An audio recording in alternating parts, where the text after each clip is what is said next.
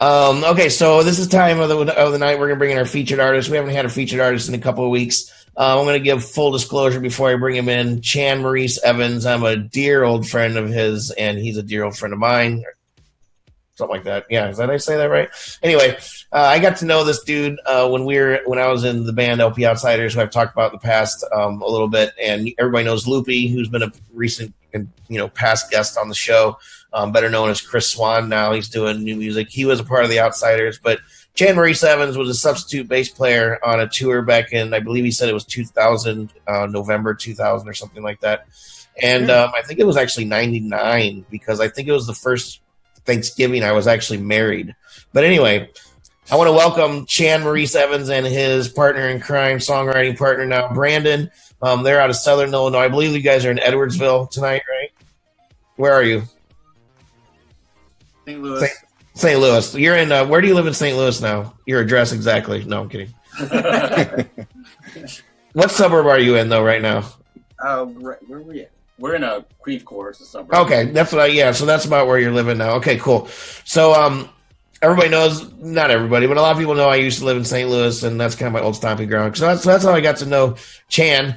And so we're going to have them talk about their song briefly, just introduce who you guys are, what you're doing, more than what I've told you about. It kind of gives the gist of what your music is like. And then also we're going to listen to your song Sea Shine. So if you just kind of introduce that, we're going to listen to the song, and then we're going to come back and get deeper with Dave. Mm-hmm. Well, hi, I'm Chan. I'm Brandon. Yeah. And this song, actually, Sea Shine is the name of a shoegaze band here in St. Louis, and they quickly became one of my favorite bands. They're just sweetheart people. And I was in a touring drummer for another band, a mutual band that we've actually both been in, but we at different times. We didn't know that. I left that band, and then somehow, he had messaged me. We got together, and I bought some recording equipment. I was putting a shoegaze tune together, just messing around, and I decided to change it because not everybody's already doing it, but they're doing it so well. I kind of chunked it up, with my metal background, and but I had just recently had a breakup, so that's when you hear the lyrics, you'll kind of get the gist, get the story behind that or whatever. And I put it together, and it sort of worked.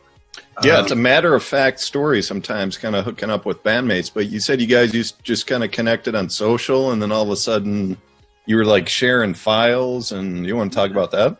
Well, we're going to get to that after the song there, Dave. Well, what about now? All right. Let's check out Sea Shine. Everybody share this out. Let us know what you think in the comments. And then we're going to get right back in it with Deeper with Dave. Yeah, all right. That's all right. Ring, horsey, ring.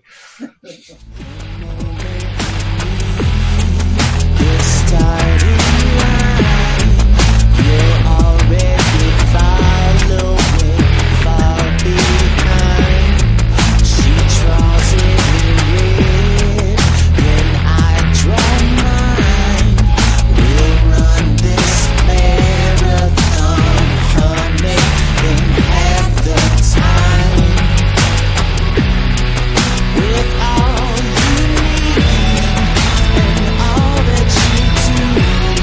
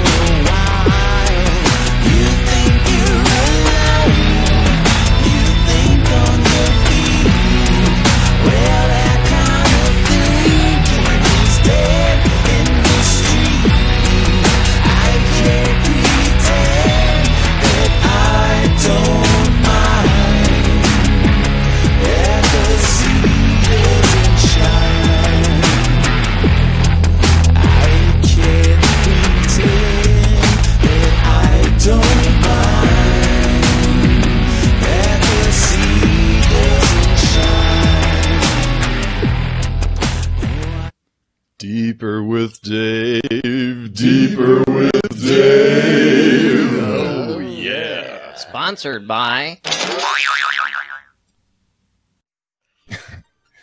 Yeah, we still don't have a sponsor for that segment yet after a year and a half. So if anyone's out there, give us a call. It's a pretty hot slot in the show. Brandon, Chandler, Chan, let's get into it, man. All right. Here's the phrase that jumped into my head. Glorious dissonance, man. You got to like write a song called that or something. Give me a shout out, like a subtle shout out or something. Glorious dissonance, man. It's like it's really interesting. I couldn't recall getting a submission with this type of sound. I struggle with references on this because there's a lot of flavors going on here. But I want to explain that the glorious dissonance is that there's like major changes underneath going on in this song, and when it completes, it's very brief. You know, it's like the major note, it completes very briefly, and then the dissonance comes through, and it like blends it to the next section, and it's really an interesting sensation. Maybe not everyone feels that because I'm an audiophile, so I like, you know, listen to every single piece of everything. But yeah, dude, let's start with that. Like, explain that, just kind of molding that type of sound, and just what's behind that. The way we work usually is Chan will record like guitar to maybe a drum machine and sing along with it, and then send it to me, and I'll add some stuff.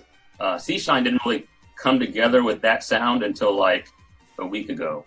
It was kind of struggling. It was just kind of sparse and bare, and then we had our other guitar player, Brandon Patton, came over, and he hasn't really done much tracking for us, but I thought that he should play his part definitely for this song. And we got a really good signal chain with good effects, good amps, and that's where that fullness comes from. Yeah, I think a couple different guitars. Yeah, there's a lot of layers of guitars. Yeah, definitely layers. As far as, you know, sonically, you know, that's the audiophile, you know, aspect of it. But like, as far as when I was writing, I love 7 chords. So there's a lot of push pull, and I love tension and release with songs. This song, definitely the tempo, the laid back feel. I mean, it's likened to sex, you know, like that's what I saw. I mean, that nice little session that you have going there. That's kind of what it is with that. And there's definitely a tension here and there in, you know, emotional love, you know, physical love. And then there's, you know, a release with your major, you know, the minor fall, the major lift, you know, as Leonard Cohen instructed us to do. Okay, so let's just kind of bridge into like the references, man. Like I was struggling, so I heard a little Marilyn Manson, and I mean, there's some like industrial rock kind of like dipped in there, but obviously like alt rock and maybe just a touch of hip hop beat. But what do you like, both of you guys, who are your influences like individually? We were just kind of talking about that the other night. Chan comes from more of a metal, really clean and articulate guitar-based background. Yeah. And I come more from a noisy, sonic punk background. Like Yola Tango. Right. I'm into Megadeth and Pantera and Alan Holdsworth kind of thing. And yeah. Interesting. Okay, so you got 3 other band members, right? Yes. Yeah. You want to shout them out? Sure. Philip Zahn on drums, Saria Conaway on bass and synths and vocals, and Brandon Patton on guitar, and most likely vocals. But. Yeah, we haven't really sorted out the live, like who's going to be singing what yet. Yeah, we played 2 shows. Oh, you've had 2 shows. Okay. So Chan does all the vocals on the recording. All right, so is this tune part of a full album? An EP. We want to do an EP. I feel, you know, just short and sweet, at least for the first, you know, coming out for the band. I've been in lots of heavy bands, lots of loud bands, and if you play first, second, or third, you get pummeled, and if everybody's got a 40-minute set or a 50-minute set or a 60-minute set, and your ears get tired, and it's like, all right, just put something short and sweet. There's been, I don't know, hundreds and hundreds and maybe thousands of bands that just can support themselves or tour or just begin with an EP. And you also touched on something else I think is kind of important. Like when, everyone listening, you think your favorite bands of all time and everything. Most of them, probably almost all of them, that was not their first band. So when you talk about like you played in metal bands and someone hears this, it's like, well, wait, that's not metal. Why aren't you playing metal? It's like, well, that's an influence, Like I played in several bands before I kind of broke out and started touring and stuff. And they were all totally different. One was blues, one was pop rock, one was jazz, there was like a comedy. It was all different stuff. Right. And then at some point you kind of find the right group of people and you gel and then you create this sound. It's like, wait, man, this works. This is unique. And you just go on a run and it could be 20 years, but you never know when that happens sometimes, like the main influences, for this particular recording, like when I started writing, I was listening to D'Angelo, Black Messiah, D'Angelo and the Vanguard, Black Messiah, and Craig Wedren, Wand. Craig Wedren was the singer of Shudder to Think. I didn't know you were listening to them. Yeah, I going to come through, and that latent delivery, You guys gonna kiss? Oh. Okay. But that, that was D'Angelo heavily. And, me too. Separately, individually, that album was like a watershed. It's super influential for both of us, and probably a lot of musicians and black musicians. Yeah. All right, so cool. So the plans actually start gigging more. Yeah. Well, all right. Release the album, gig more, do some video. I don't know. I don't even know where. All right. I mean, have you guys set up like social and a website and all this stuff, or is that still there? Like, where can people find you right now? We do have a Facebook page so far. Facebook.com/YouPeople, YouPeopl. Rob's pointing to the lower third. YouPeople. There it is. That's how you spell it. Yeah. Okay. Oh, and the Facebook URL. Okay, there it is. And I'm working on a website. It's almost like Rob knows what he's doing. It's crazy. Almost. But yeah, there's a website on the way. I wanted to get, the recording in place, put a website. I've got a YouTube channel that was mine previously, but it's going to convert to YouPeople, Instagram. And that's all to just kind of fall at the same time, I think. I hope. Well, grab the Twitter handle before someone else does watching the show, dude. Good idea. Sell it to us. Yeah, I already got it. We're going to have to buy it. No, the most important thing is it's YouPeople without the E on the end. So that's probably going to be the easiest way for you to be able to find them. So one word. Cool. All capitals most of the time. Yeah. All right, I'm done, Joe. You want to say any thoughts or? Yeah, no, thanks guys for hanging out. Chan, it's good to see you, man. I wish I could give you a hug. Brandon, it's nice to meet you, man. Like I said, you guys can hang out and watch the rest of the show, or you can, X out and go eat some dinner or whatever you're going to do. So thanks again, guys, for hanging out. So we're going to move on with the show.